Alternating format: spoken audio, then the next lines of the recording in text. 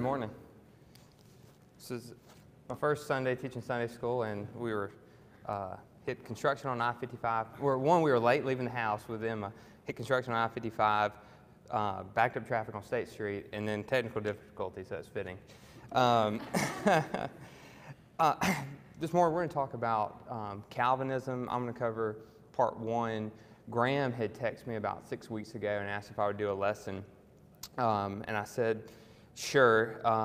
It would be about 6 weeks off.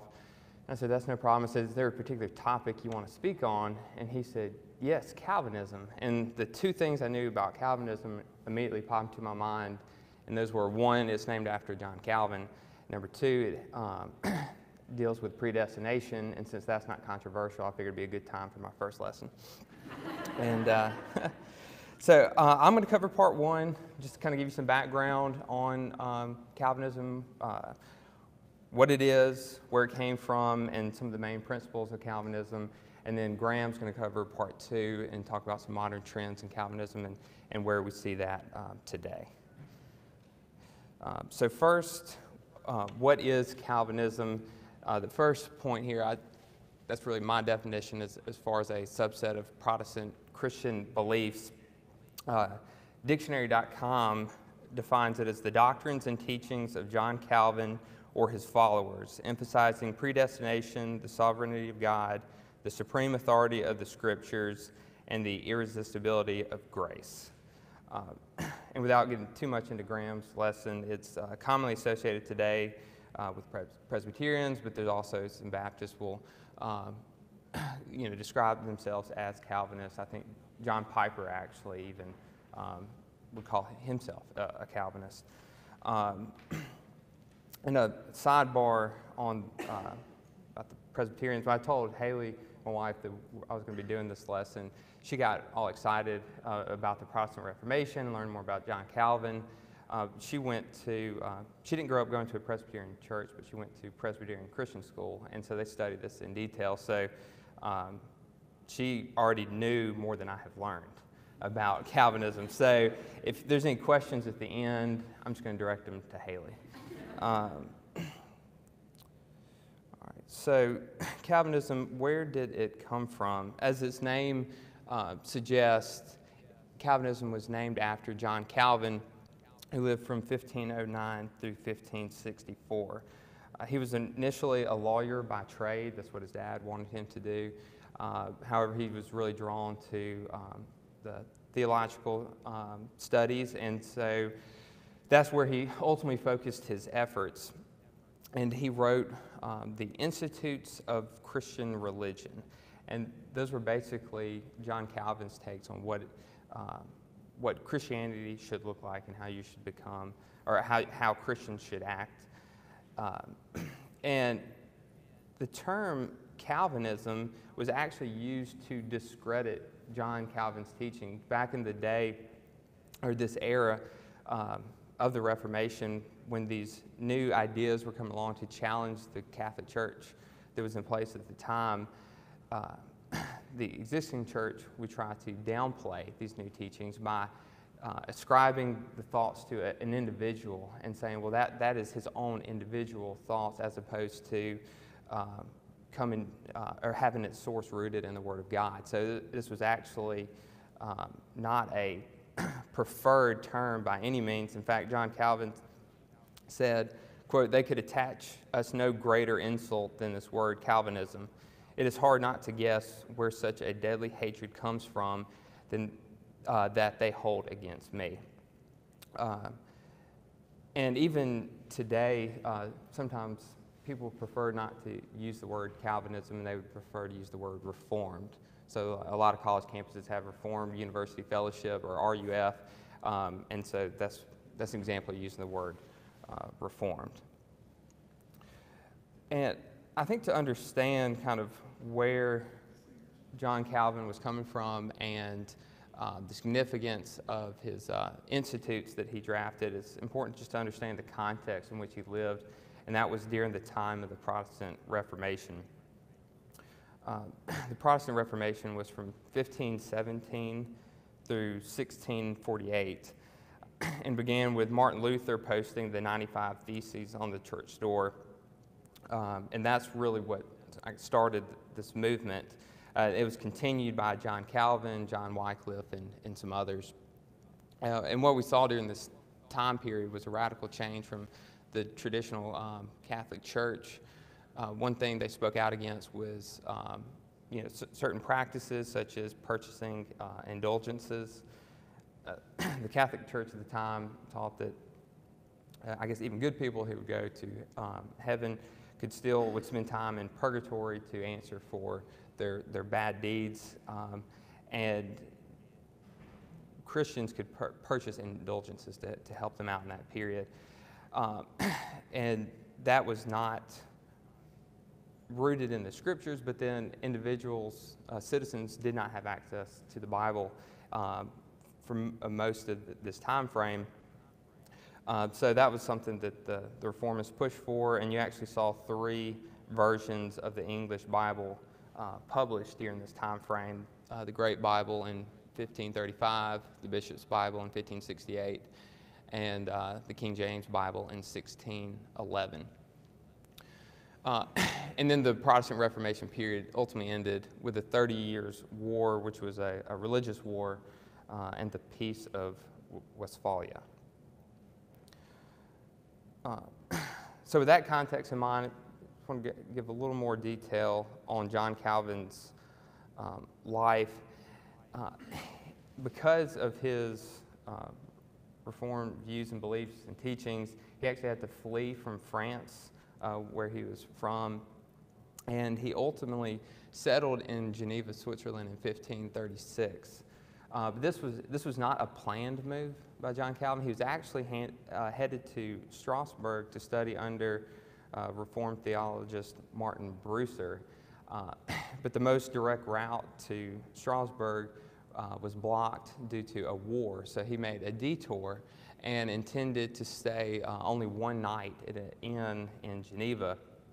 And while he was there, William Farel caught wind that John Calvin was in the city, and came to him, met him, and asked him to stay and help him in Geneva. Farel, he was the first Reformed pastor in Geneva, and actually a year prior had the city officially recognized as a Reformed city. And as he begged for John Calvin to stay, he said, no, I don't want to. I want to be more of an academic. I want to study under Martin Bucer. I don't want to stay here and be a pastor. And so ultimately, Farel cursed John Calvin and said, I hope God curses you and doesn't give you peace if you leave from here. And apparently that worked really well for John Calvin. He said he had a fear of God, and he decided that he needed to stay. So that one night stay ended up being a permanent place in Geneva. However, that was somewhat short-lived. John Calvin and Farel, as they worked together in Geneva, kind of just rubbed some of the local leaders the wrong way. And there's a lot of history here as far as exactly what may have prompted that. And without getting into everything, they were basically expelled from Geneva, and they were told, y'all both need to leave. So Farel had an opportunity to go preach in another city, so he went off by himself, and then Martin Bucer invited John Calvin back, as they initially had planned, to come back to Strasbourg and study with me. So that's what John Calvin did.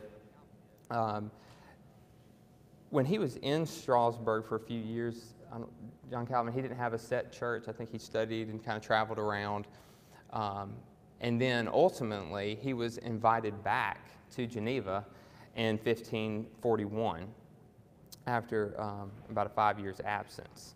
And so when he came back to Geneva, John Calvin tried to lead both the city and the church, and set up a form of governance with pastors, doctors, elders, and deacons. It's similar to the church leadership that we have today.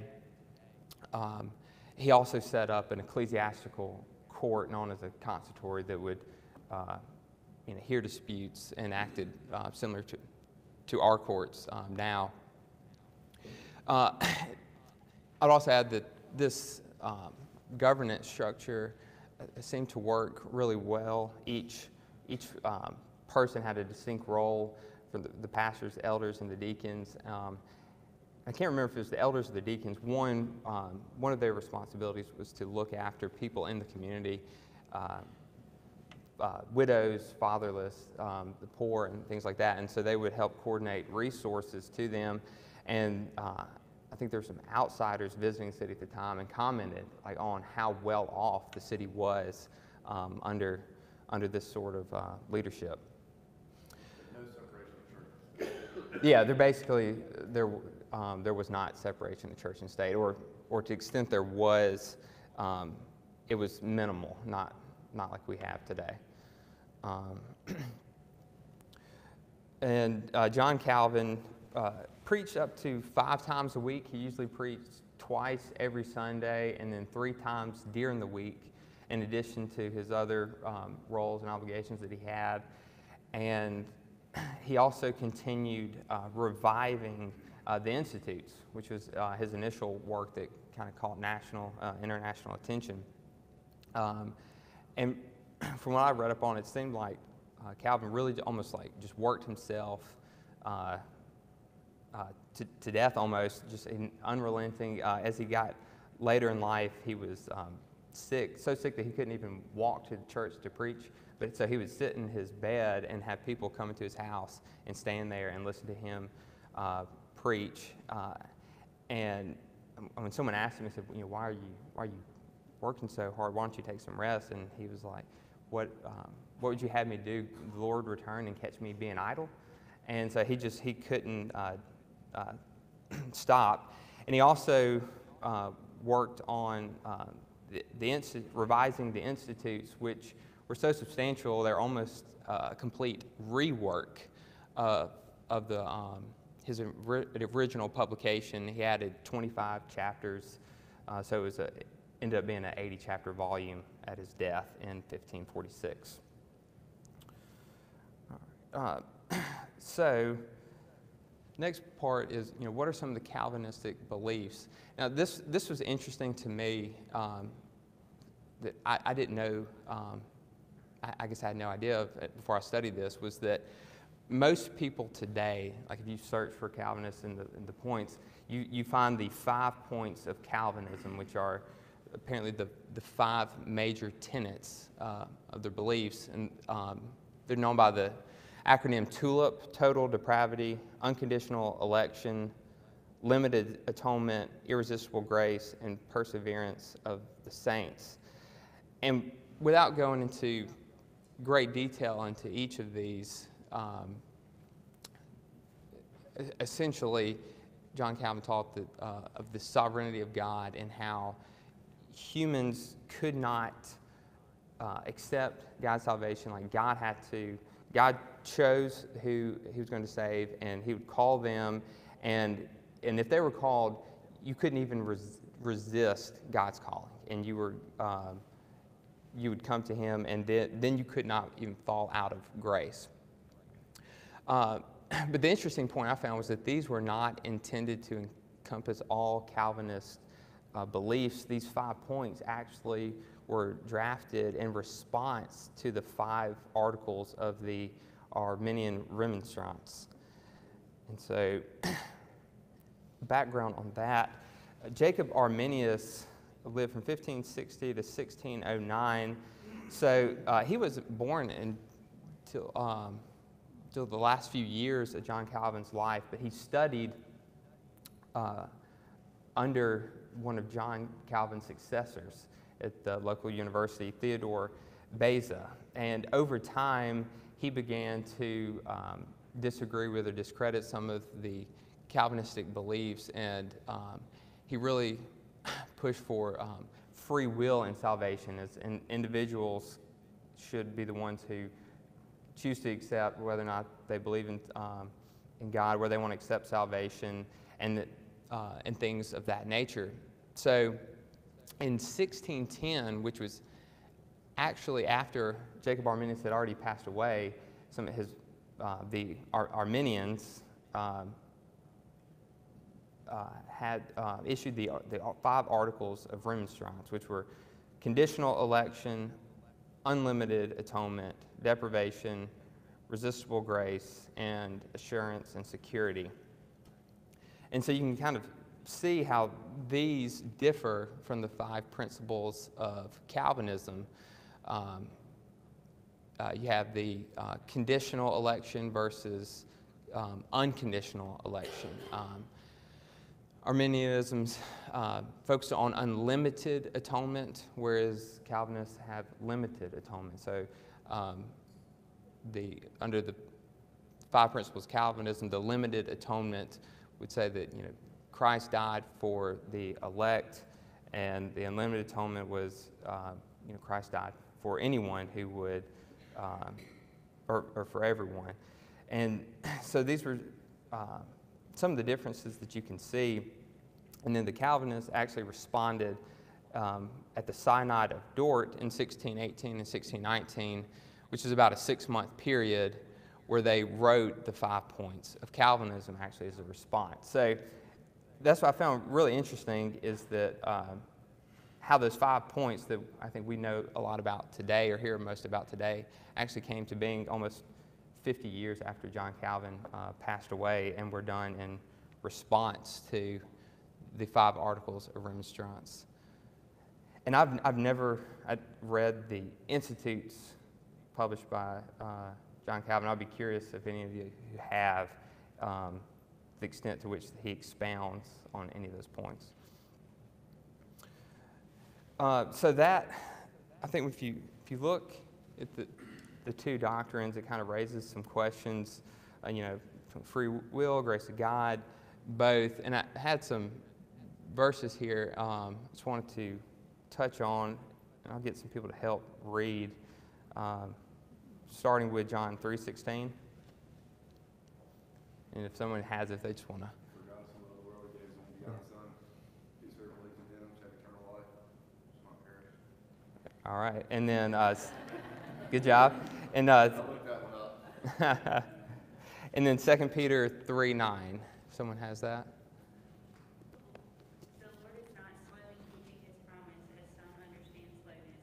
He is patient with you, not wanting everyone to perish, but everyone to come to repentance. Okay. Yeah, so these verses, to me, suggest that God or Jesus came to the world to give the gift of salvation for everyone, but at the same time, it's true that not everyone will accept that gift.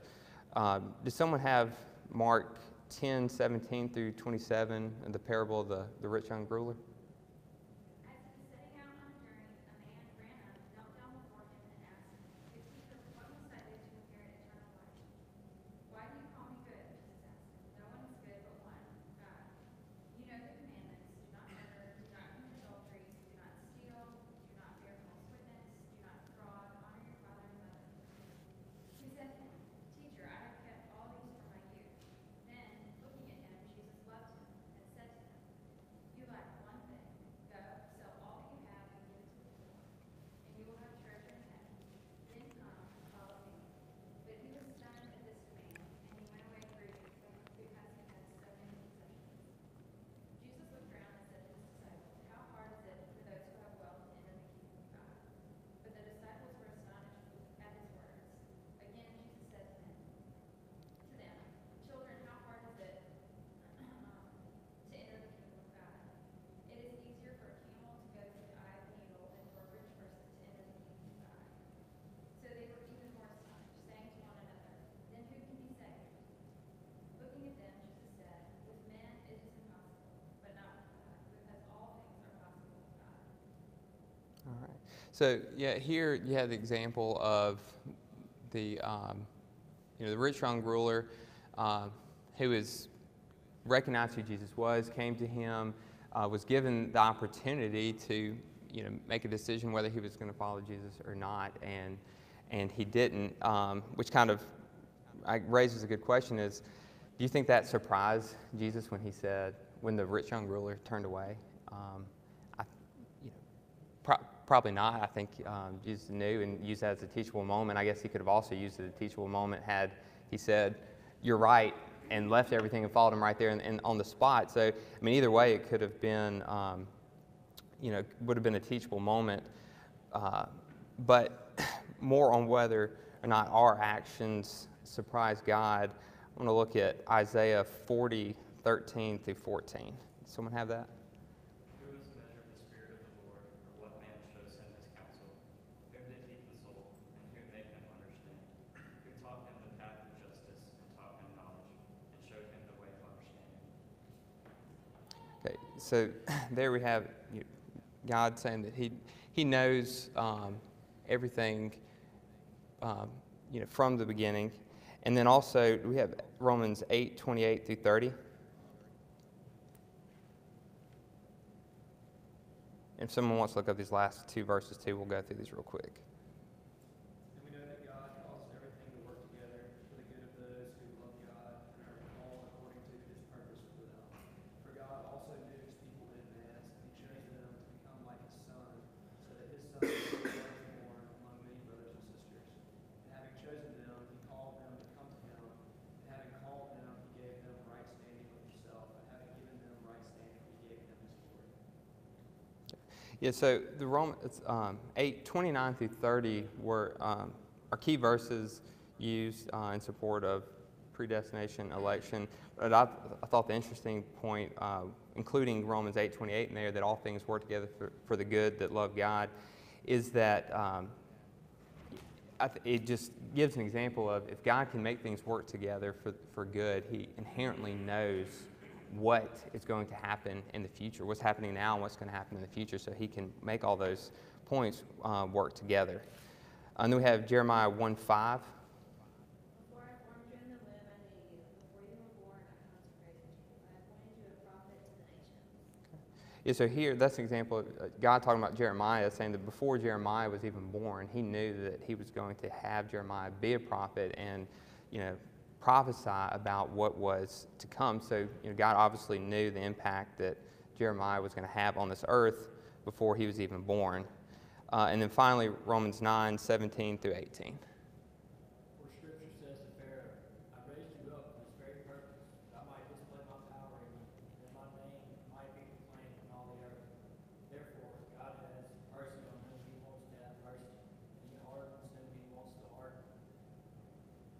All right, yeah, so there, Paul was referring back to Pharaoh at the time the Israelites were leaving Egypt. And if you go back to Exodus, you'll see that God talks about, hardening Pharaoh's heart. And so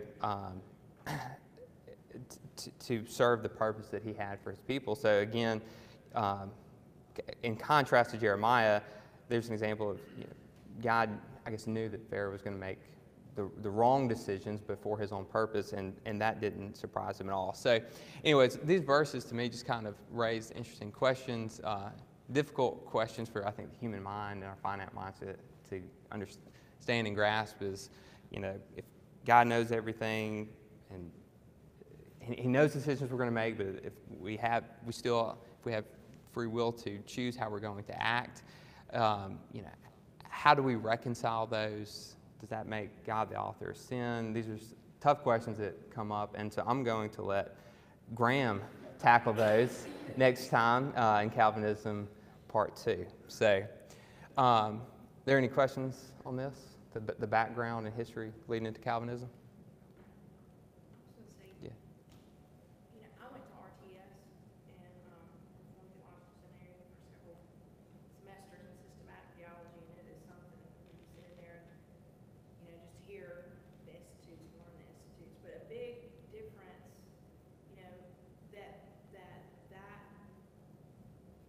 theological underpinning would say is that the Scripture gives out a general call or a universal call to all people.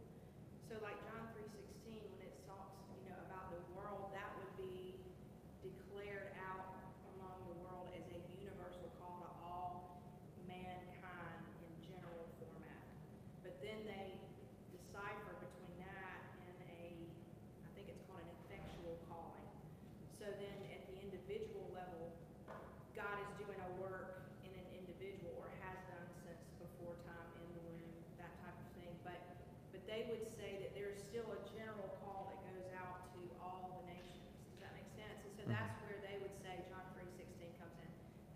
say that means that for every individual, there's the offering of salvation. They would say it really depends on if that person is being effectually called by the gospel.